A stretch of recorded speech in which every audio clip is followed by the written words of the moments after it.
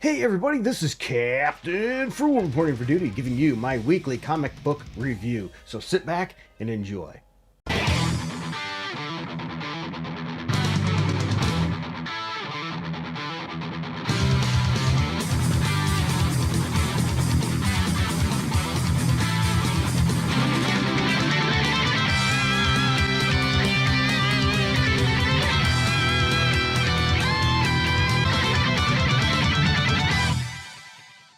Alright everybody, for those of you that know the drill, I go over a bunch of comic books for the week that I chose to read.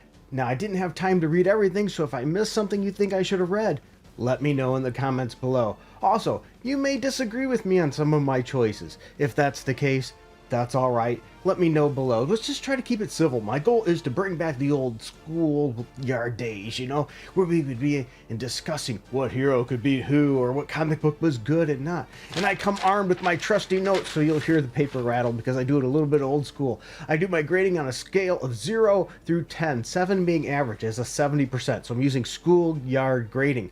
But that's not all. I also use the League of Comics Geeks to give you other people's views as well as a brief overview of the comic book as well. So let's jump right in. Welcome back, all you comic book fans. We're so happy to have you here. Thank you. Thank you. Wow, so here we go. Let's do our virtual comic book shop here, shall we? All right, what's first? Start with Black Canary, Best of the Best, issue number 6, the final issue of this mini-series.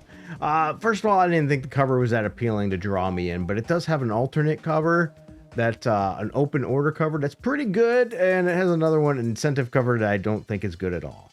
So if you are picky about your covers, there you go, you have something to choose from. Well, anyway, this book had a mixed rating with 100 ratings and a 3.2 score, and I gave it a 7.4, better than I expected to give it. The writer is Tom King and artist is Ryan Sook. And we'll have it here. It's leaving it all in the ring. The final round. Black Canary has a deal set up to take the surrender, and lose the match in order to save her mom. But will she put her mom in front of her winning and her pride? Well, come on now. If you're any kind of hero, what are you going to do? Win a match or save your mom? I think this one is super obvious. I gave the book a 7.4. But now that I'm talking about it, I'm questioning my own decision. I'm going to knock it down to a 7 because it should have been an obvious choice. I mean, who wouldn't save their mom? It's decent art in this book, a decent ending. But let's be honest, it's predictable. Who wouldn't have done that? But you know what? Let's look at a couple other people's views, shall we? Here's a 2.5 star review. It says the finale is here of a very intense, controversial, and to many somewhat nonsensical premise for a series. Yeah, I have to agree with there. I do have to concede there's some humor in the idea that the capers that were pulled while the world was watching the Canary/Shiva televised fight, all said and done, does Tom King deliver with the ending of this one? No, I didn't think so. And that's a common thing, in my opinion, with Tom King. He doesn't deliver very often on the end and drags things out too long. It's perhaps hard to talk about how this resolves without giving away anything. Well, I already gave it away. I'll leave it at this. There's far more focus on Canary's insecurities than there is in resolving the premise. And boy, that is true. And King gives perhaps the worst last page I've ever seen in any series ever by featuring his commenters rather than the principal characters here. You know what? Boy, is that true. That ending did suck with just a comment. I can't give this book any higher than 7. I have to drop my views. Why? This is why I like the comic shop rhetoric. Back and forth, maybe things can sway our views and thoughts on things in a rational way. It's okay to change your mind once in a while if you believe you were proven wrong. Here's a half star review. Very glad this awful book has ended. The entire book has been an insult to these characters and the lack of authentic, strong female dynamics. Meaningful character arcs and respect towards the premise is obvious given the author. I really hope this book's failure does not hurt the Black Canary as she was stuck with this unfortunate excuse of an author. Oh man, shots are fired on this one. Woo! Yeah, that's Tom King's the music for Tom King and his characterization. I hope she gets meaningful comics written by women who respect her and wish the same for Lady Shiva. She deserves much better. Now, here's the thing. I don't think the book has to be written by a woman to necessarily be good. A guy can write a female character. A female can write a male character if it's done good. So with that said, let's switch and shift gears. By the way, if you haven't got your bags and backing boards, a lot of people are screaming about the tariffs and things like that. But before you go all nuts about the tariffs, look where you're actually buying your bags from. Yes, if they're coming from China, your bags and backing boards are probably going to be more expensive. Maybe look into an American company. Some of them still have some very affordable prices. So don't just rule out not using bags and backing boards and get all crazy because the things are happening. You know, this is going to take some time. No matter what side of the fence you are on, you have to admit there's going to be taking some time here, and hopefully it'll pan out for the best. With that said, let's jump the Birds of Prey, number 21. 116 ratings with a 4.0 score, very positive, and I gave the book a good score too with a 7.8. The writer is Kelly Thompson, penciler Sami Basir, and a new villain team fashioned specifically to take out the Birds of Prey have emerged in a dramatic fashion. And with the birds deliberately scattered across the globe, investing both real and false leads, they're more vulnerable than ever. With the strongest of them already fallen, Berta. How can any of them survive what's coming? Well, here's the thing. The birds really are under attack in this issue. That's a good concept here. Decent art in this issue, but I'm not a big fan of the villain. The villain seems pretty lame to me, but I would like to know your thoughts. What do you think about that villain? And here's the thing. There's a really dumb panel here where Barda's down. The villain is trying to penetrate her armor to inject her with stuff.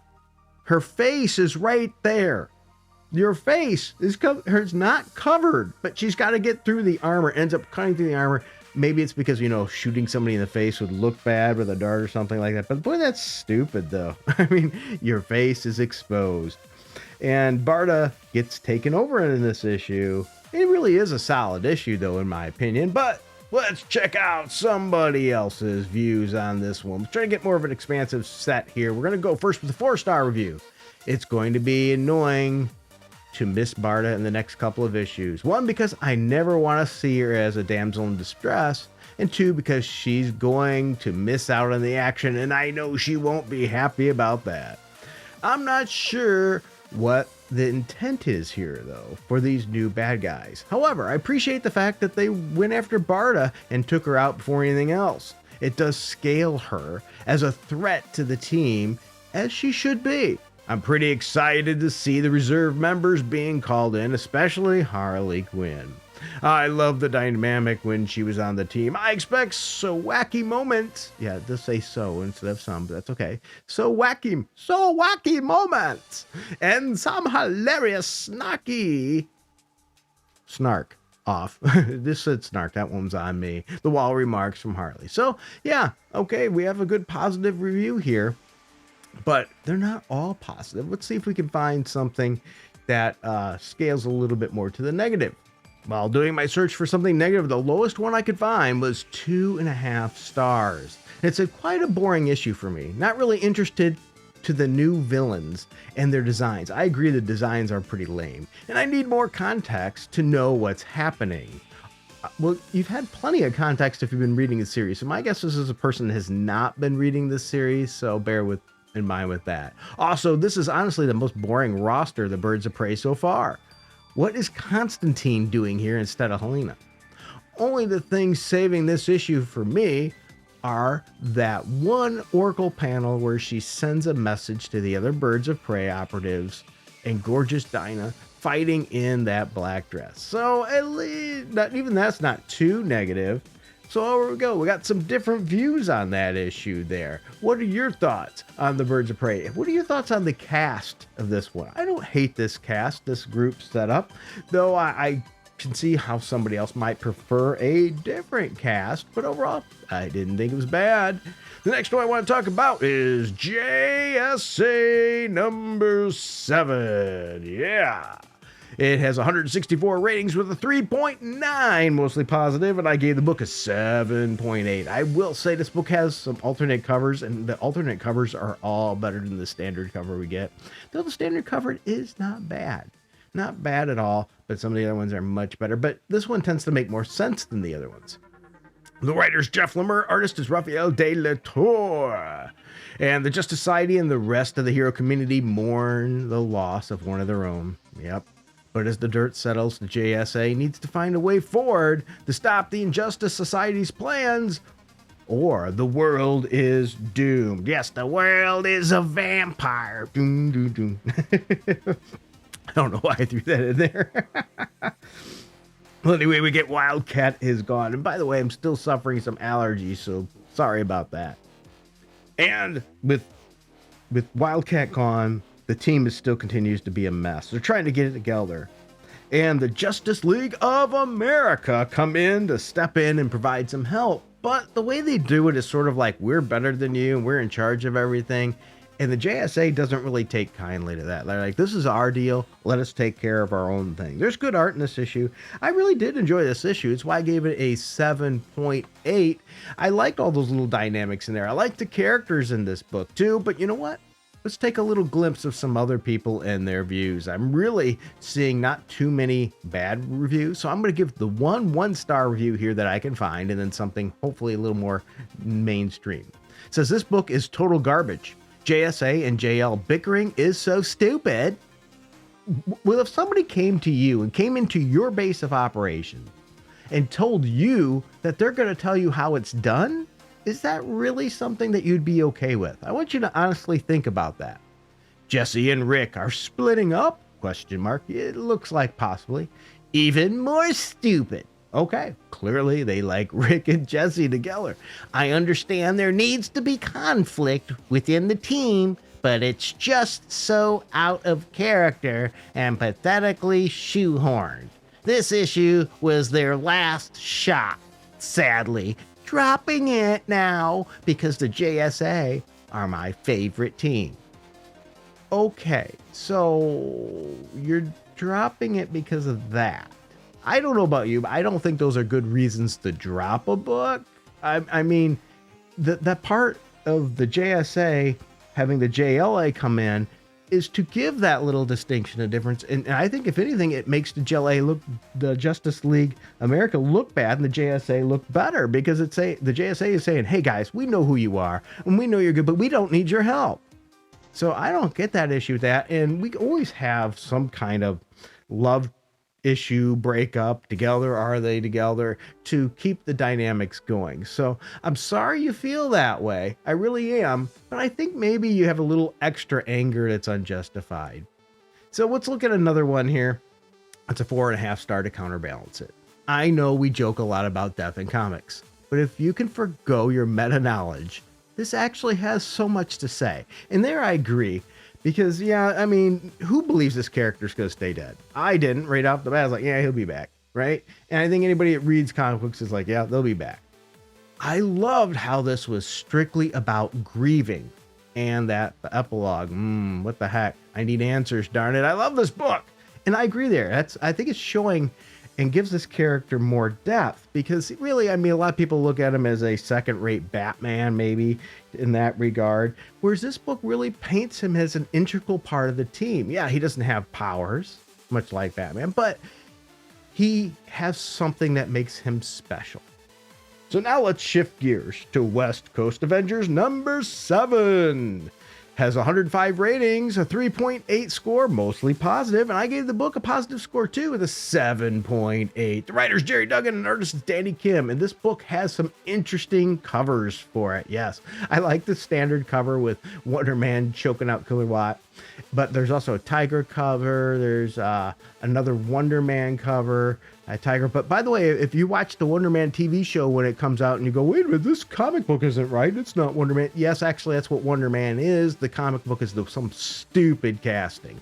All right, so anyway, will the real Wonder Man please stand up to Killer Watt? Absolutely, he does. Wonder Man comes to him, and it's funny, he says that he is more attached to his name than his pacifist pacifism. I think that's great. You say, you just pissed me off. And the cool thing though is we get why Killer Watt did that, why he said that. And we're really, Williams could have whooped his rear. Williams actually took the time to listen to him and understand him and put himself in Killer Watt's shoes and tried to walk some distance in what he's going through and offer him some advice and try to help him out. And I think that's really cool right there. That was well done with Simon Williams. And so, and this also, we get more backstory on Killer Watt to make us maybe like this stupid, crappy character a little bit. Now, I say that because I think he's a stupid, crappy character, but this does make me enjoy the character more. And I think that's winning right there. It's really a good issue. We have the Ultron situation now escalating. That's interesting. And also, even right after Killer Watt gets some help and advice and some direction from Simon Williams, we get another twist at the very end. And Killer Watt's going to be pressured in some things. And we're going to see. What's Killer Watt going to do? Is he going to be the hero, or is he going to twist and turn back to the villain? Most of the scores I see here all are really good, so I don't have anything really negative to say. But I'm going to read one that's a 4-star, just a part of it. It says, this played out differently than I was expecting. I thought Simon would bust up all the Avengers. I'm starting to like Killer Watt more and more. How do you like that? And I agree. I think that was a great take on it. But you know what? Are you reading this book? I know some people are really anti this book for some reason, but I'm finding this book to be an entertaining read. It has its hits and misses, but overall, not bad. Speaking of bad, let's talk about Sam Wilson, Captain America, issue number 5, with 46 ratings. 46 ratings. That means people aren't reading this book. People are like, this book is crap. And I think they're probably right. 3.3 mixed score on the book as well. And, you know, I think I was being overly generous when I gave the book a 7. The writer's Greg Pak, as well as even Narcissi, and artist is Eder Messias. So let's talk about this book here. This is the wrap up of this, because clearly we can only write one story arc for this character, and then we have to cancel the book and start it with a different way to go. It says at the end, continue reading about him in the Avengers series, because they got a story with him headlining right now in that. There is some potential here, though. I think they could have taken Sam and this group of characters and make them a team. But you all know my thoughts on this. I think Sam is best as Falcon. You can change him. We can keep him even this suit. Keep him having a shield, whatever it is. But he's best as Falcon. But now, of course, that's not going to happen because we have another Falcon. And Marvel has the same common problem here. Is now, throughout this issue, all these characters get wings now. They get sort of like changed with this mutated stuff. Okay? And so we have a mutated Red Hulk now that has wings. Sam's sister has wings. Once again, why do we have to make every character some variant from the background characters, the supporting cast? Why do we all have to make them variants of the hero? I just don't get that. I think that's stupid. All these, you get some wings, you get some wings, you get some wings. It's stupid. And the end is decent, but really nothing that good. This is Marvel being Marvel and stepping on themselves with that. But you know what? Let's see what somebody else has to say. We're going to go with a 2-star review. An unfortunately sloppy ending. There's a page where Red Hulk grows wings, and there are also flying sharks. Then those flying sharks eat the main villain. He's not kidding. He's telling the truth. And later on, Sam's cousin gets injected with a serum that gives her wings. And I was just like, oh, come on. This book was so good for the 4 prior months. Yeah, and see, like, that's why I said it was stupid. Let's try to find one that's a little higher here. We have a 3.5. One day we'll finally get Sam Wilson and ongoing again. One day. Well, it's going to take better writing than this. Now, here's one that has 4.5 stars. Non-stop action made the story flow better. It was an okay ending. See what I'm saying here? We were flying to the sun and got a mediocre ending at best. And once the usual Marvel tropes. Let's read a 2-star review to close this book out. I'm sorry, but my goodness, this has to be the worst Sam Cap series ever written. I can't believe one of these writers made that great miniseries, Flags of Our Fathers. By the middle of this issue, you can tell they just started throwing random ideas on the table. So now everyone is a character with wings? What a mess!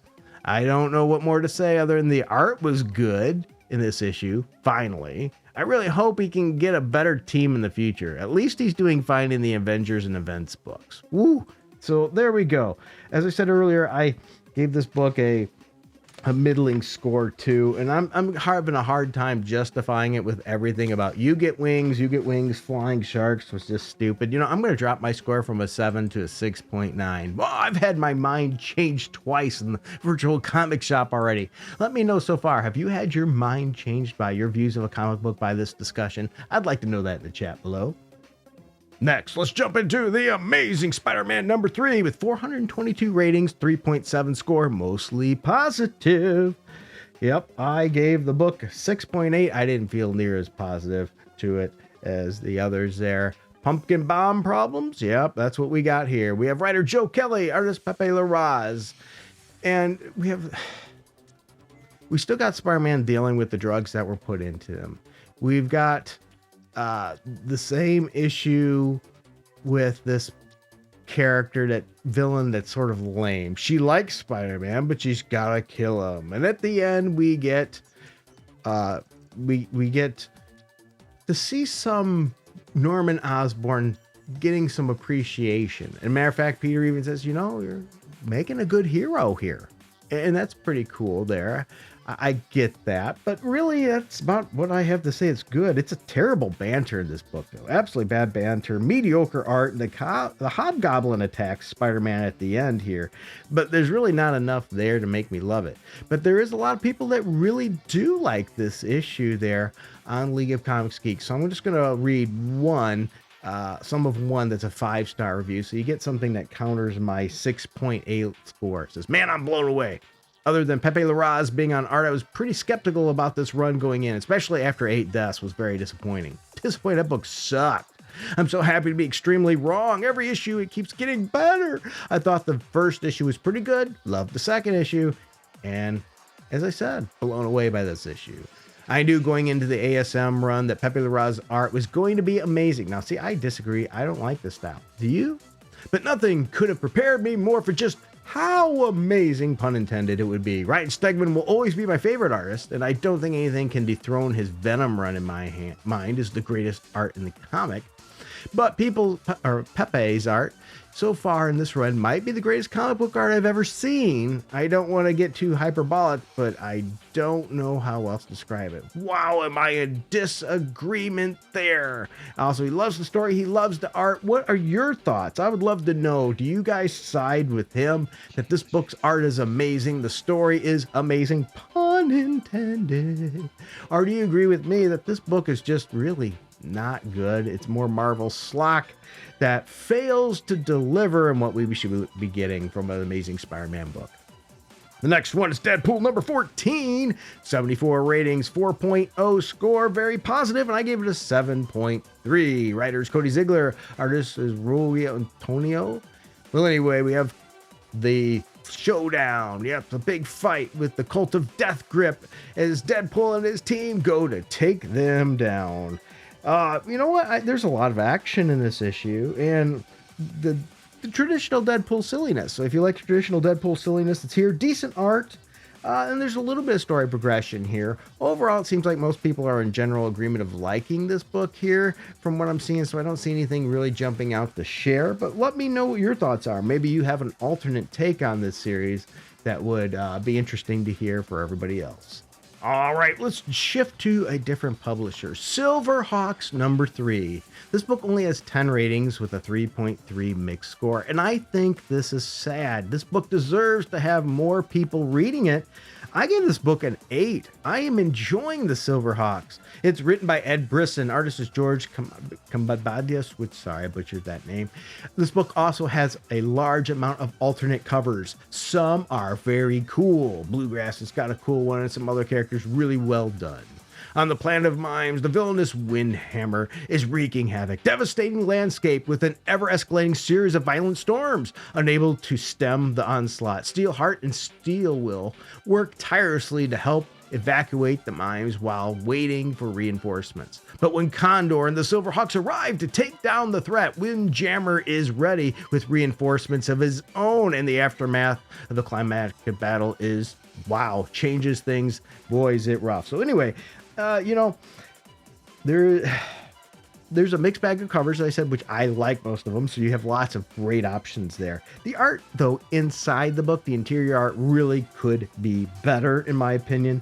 But we get these older Silverhawks coming in, and it was all a trap to get them come in. And boy, some of them pay the ultimate price. It's a pretty brutal issue.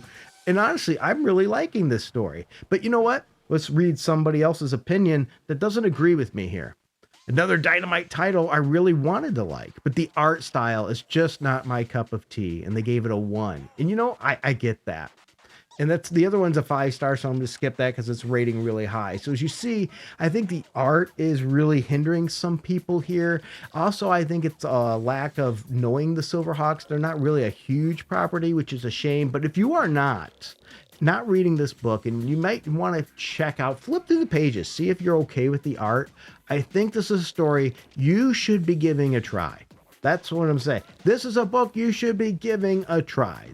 Maybe that'll be my title of this video. And the last book I want to talk about today is G.I. Joe, a real American hero. G.I. Joe is there. G.I. Joe. In issue number 316. 27 ratings with a 4.1 very positive score, which that scares me. Just like the previous issue, which only had 10. It means these books are probably not getting much traction and people aren't reading it. And this is a sad thing because I give this book an 8 right now. This is a good time for G.I. Joe Real American Hero readers. This is a good read right now. So it's a shame that it's tanking so badly. I almost think it's because people are reading the other G.I. Joe version. And I get it. It's fantastic. And so they're like, I'm only going to read one G.I. Joe book. And so this book is getting ate up because of that and not getting the sales. So I think that's it. Maybe I'm wrong. The writer's Larry Hama, and he's doing a great job. Penciler Paul Pelletier, and really, you are missing out on this book. We have Cobra Defectors. Yeah, when members of Cobra's elite Crimson Guard turn to the Joes for sanctuary. It's an opportunity for Snake Eyes, Scarlet, and the rest of the ninja team to eliminate the threat of Springfield by infiltrating. Yeah, so what happens is we get these elite guard members coming, and they're afraid.